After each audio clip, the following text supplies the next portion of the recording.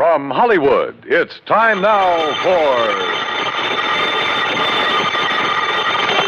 Johnny Dollar. Earl Poorman. Hi, Earl. How are things down in sunny Florida? How soon can you come down here, Johnny? You got troubles? Yes, over a $2,000 insurance claim. Oh, now wait, Earl. How can you justify my fee and expense account on a claim as small as that? Johnny. Yeah? The responsibilities of an insurance company sometimes involve far more than just collecting premiums and paying off on claims. Well, sure. Keeping your clients happy, a little good old public service now and That's then. right. Even a little attention to our national security. Sure. But on such a small policy, I still don't see how you can justify national security. Yes, Johnny. I'll grab the first plane.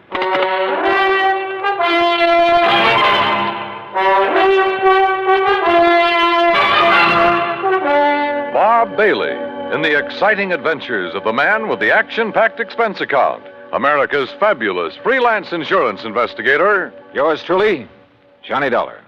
And now, Act One of yours truly, Johnny Dollar.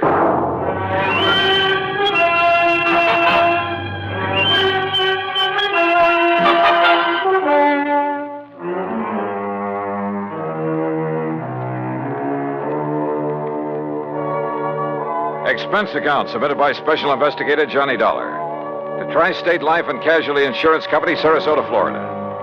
Following is an account of expenses incurred during my investigation of the Wayward Moth matter.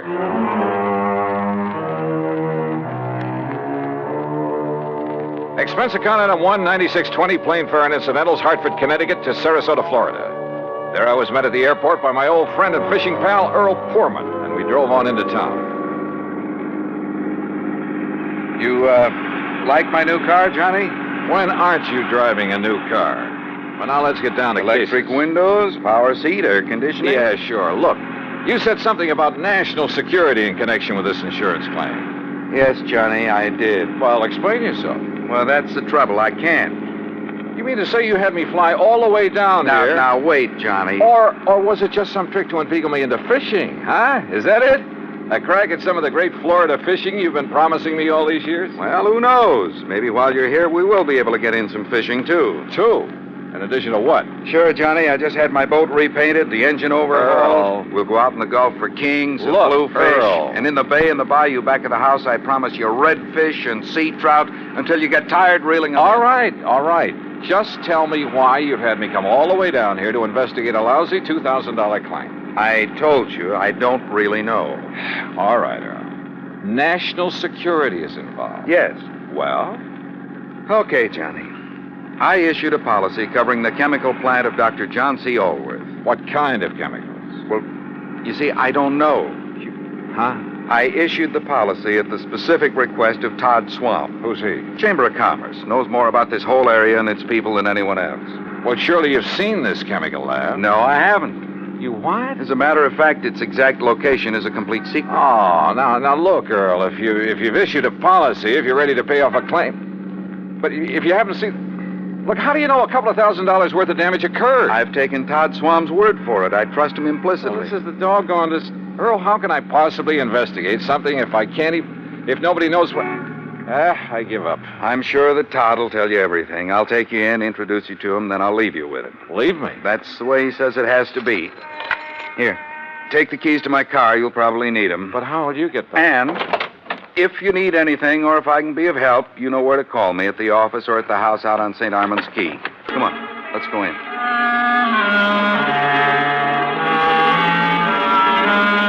Todd Swam is a young, pleasant, aggressive sort of chap. Serious, alert, perceptive. He thanked Earl for bringing me, then led me alone into his private office.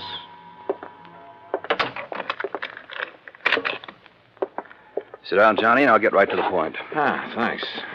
I know all about you, at least all I need to know. Not only from Earl Poorman, but from a lot of the cases you've handled. Well, then you went up on me. I also know that on occasion you've handled security matters, worked hand in glove with the FBI and so on. So? All right. My job here is not only to promote Sarasota, tell the world what a nice place it is to live, nice people, good homes, ideal climate. Great fishing? Yes, fishing, boating, just about everything. Okay, I'm sold.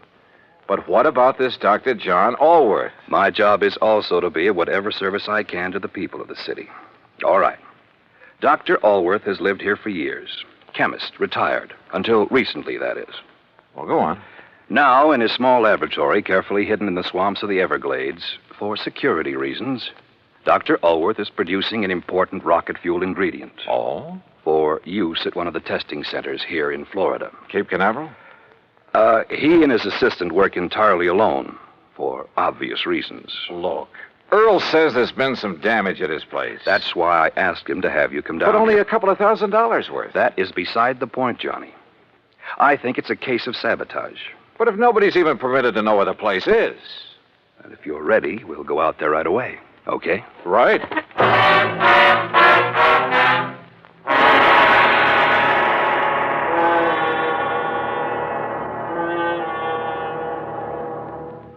Act Two of yours truly, Johnny Dollar, in a moment. And now, Act Two of yours truly, Johnny Dollar, and the Wayward Moth matter.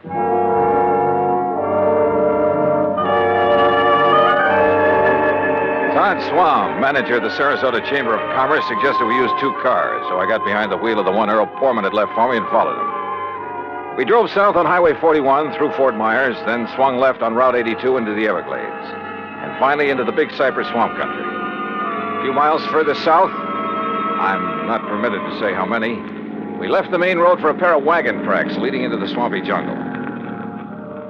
We stopped in a little clearing. From a small shack on the edge of a bayou, a tall, husky Indian emerged. He lowered his high-powered rifle as he recognized Todd Swam and walked over to where we'd parked. You bring a man, Mr. Todd. Ben Osceola, this is Mr. Johnny Dollar. Hi, Ben. How do you do, Mr. Johnny? Ben, he's to be let through here anytime he wants. Very well, Mr. Todd. Have you the airboat ready for us? Already, back of my house. Good. Come on, Johnny.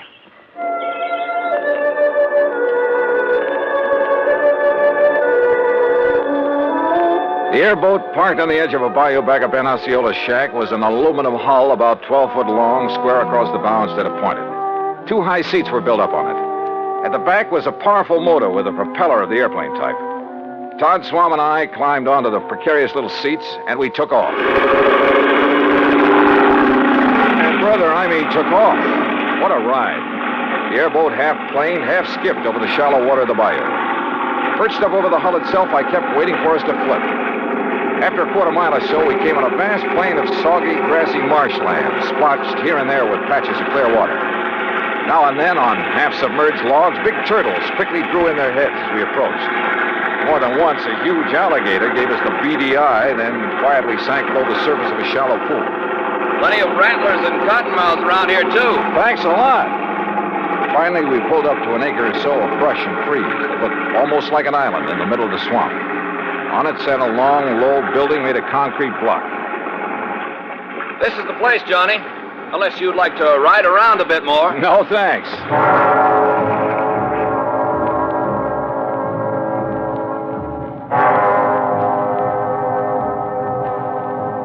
Todd Swam got the introductions over in a hurry. Dr. Allworth, a short, wiry old man with sharp features and a shock of white hair, led us into the laboratory building.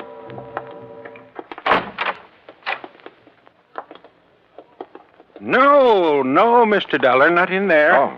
No one is permitted in the laboratory except myself and my assistant. Oh, I'm sorry, Doctor. You lead the way. About your assistant, Dr. Ulworth. It was in the vault that the accident occurred. It was an accident. Of course it was. Who would possibly want to... Plenty of people, Doctor, and you know it.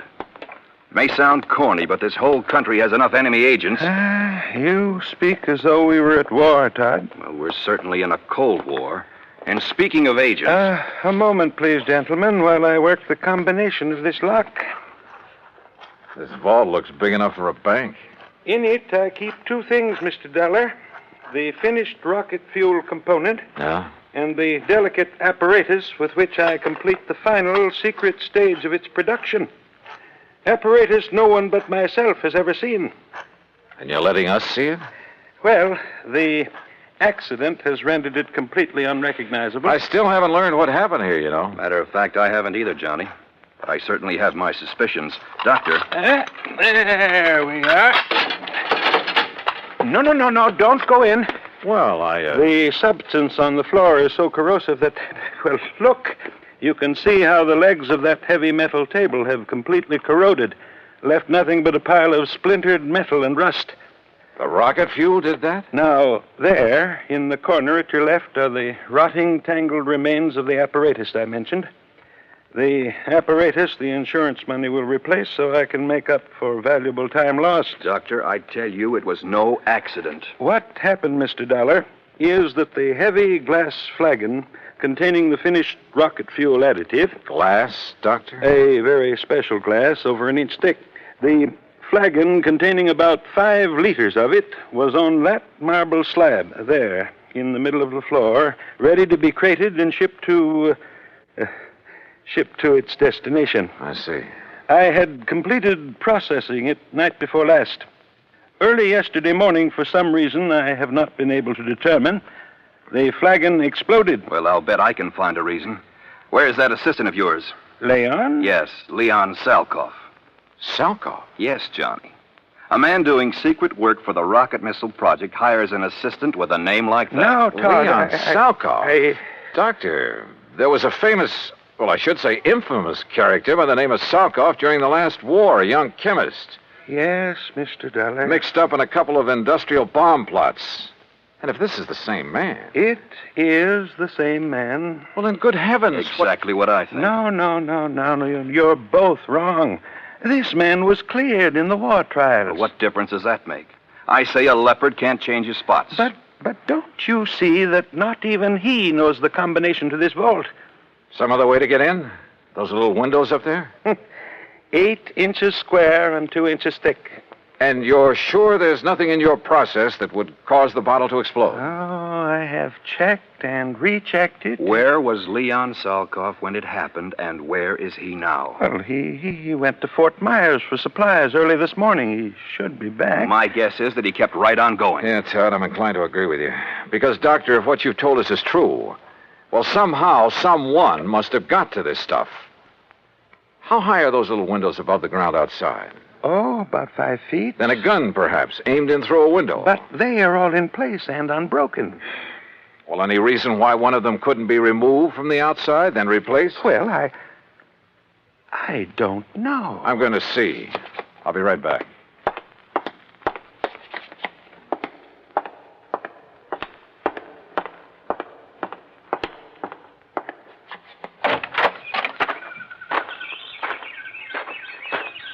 Stop!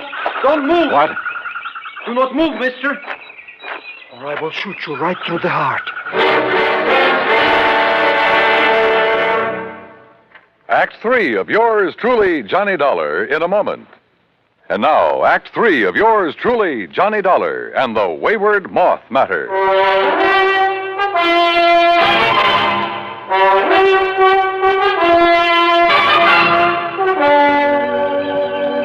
Put your hands above your head, mister. Now, wait. One move and I will pull this trigger. Who are you? I will ask the questions. What are you doing here? Where is Dr. Aylworth? Answer me. Or so help me, I will shoot you down. Mr. Dollar! Mr. Dollar, did you find anything? Doctor! Stay there, Doctor. There's a man out here with a gun. What's that? No, don't come out here. Leon, no, that's Mr. Dollar. What? Johnny Dollar, insurance investigator, to arrange the payment of our claim. You're sure, Doctor? Of course I'm sure. Well, I recognized him at the Swan's car at this shack of the Indian. But when I saw the other car, well, I was worried about you. No, it's all right. He's here to help us. Salkoff. So you finally decided to come back. Mr. Swan. What took you so long, Leon? All the way into Fort Myers this morning, I puzzled over how the flagon could possibly have exploded in the vault. You found the answer? Or have you known it all along, Salkoff? I do not understand, Mr. Dollar. I think I do, Johnny. I thought so from the first. I've heard about you, Salkoff, about some of your activities during the last war. I pray that heaven will forgive me for what I have forced to do in that conflict, Mr. Dollar. Forced? It is my hope that by serving this wonderful country that has given me refuge, in some way I can make up for the terrible things I was compelled to do for the men who sought to rule the world. Now, that's a very pretty speech. Oh, it's true, Mr. Dollar. You've only to consult the records of the war trials. I may take a look at those records before I'm through with this case. I humbly beg you to do so. You still haven't told us where you've been all day, Leon. I tried to figure out how the explosion could possibly have occurred. So I telephoned one of our contacts. Contacts? The glass company that has furnished us with the heavy flagons. But there is no way the additive could have caused them to disintegrate. Disintegrate? No, Doctor. Where the flagon had stood, we found a pile of granulated glass. The flagon had completely crystallized. Oh, but even so, Wait. Of course. Of course. By some means, a critical... Exactly. A critical... The formula for the glass that I obtained from the glassworks indicated the possibility. Would you gentlemen mind telling us what this is all about? Mr. Dollar, I believe Leon has found the answer. Well, if he has, I'll take back a lot of the things I've said and thought about him. Of course, we can't be sure until we've proved it. It means waiting until morning. Oh, great. Meantime, we have a lot of work to do.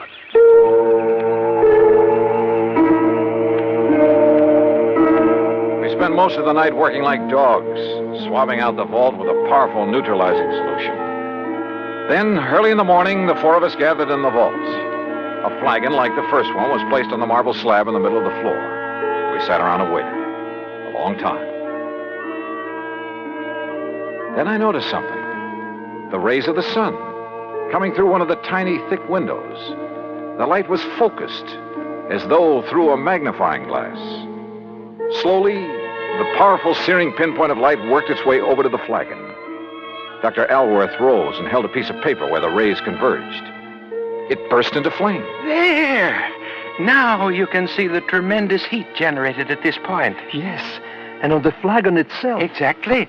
The tempered thick glass wall of the bottle, tempered perhaps to a highly critical degree. But to crystallize, Doctor, the way the other one did? Leon, I still don't believe it. Well, many things will cause glass to crystallize. Vibrations of many kinds. You've heard, I'm sure, of the tenor who shatters a goblet by the power, the vibrations of his voice. But light vibrations? Oh, Doctor. Of course, it should have occurred by now. If it's going to at all. Oh, the temperature of that bottle must be terrific. The pressure building up in the glass itself. I don't understand. Still, the angle of the sun is slightly different each day. Or an imperceptible flaw in the one that exploded. Oh, sure. Well, perhaps the other had some outside stimulus to act as a trigger. A sudden draft, perhaps. Oh, any little thing. Excuses, Leon. You're stalling. You said the other bottle was in here alone. The door's closed, only it wasn't because you exploded that thing. I don't know how, but you did it. And if that isn't sabotage... God. Come on, Johnny. This gag has been carried far enough. Look! I saw it, too. A tiny moth, attracted by the blazing spot of light on the side of the flagon, where the focused rays of the sun converged. The moth circled, flew past it, almost brushing it with his wings. We waited. He circled again. Again. Then dove at it.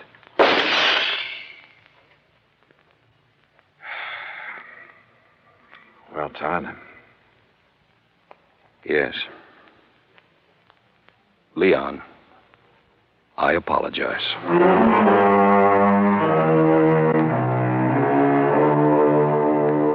Yeah. A tiny moth triggered the reaction that disintegrated, that crystallized that bottle into 1,000,000 tiny grains like sand. And simply because of the difference in temperature of his little body. Seems impossible, but it happened. Expense account total, including the trip back to Hartford, $204 even. Remarks? Pay up this claim in a hurry, will you? The more help we can give to people like Dr. Alworth and Leon Salkoff, the better. Yours truly, Johnny Dollar.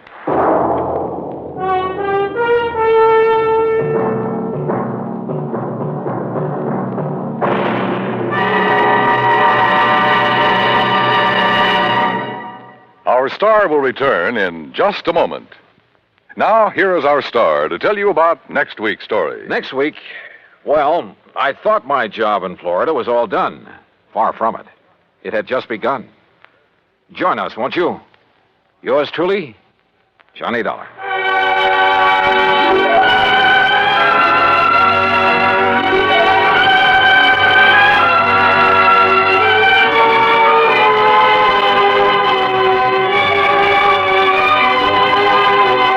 Yours truly, Johnny Johnny Dollar, starring Bob Bailey, originates in Hollywood and is produced and directed by Jack Johnstone, who also wrote today's story.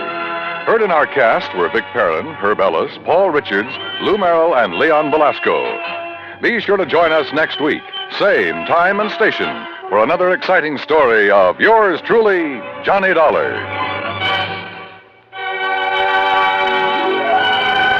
This is Dan Cubberly speaking.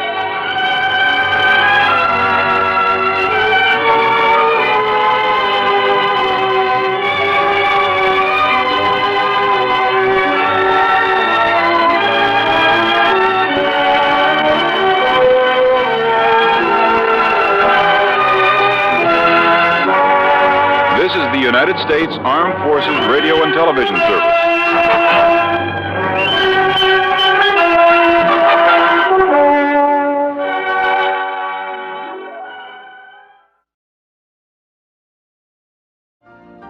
You've been listening to the OTR Gold Network. Find more classic radio at otrgold.com.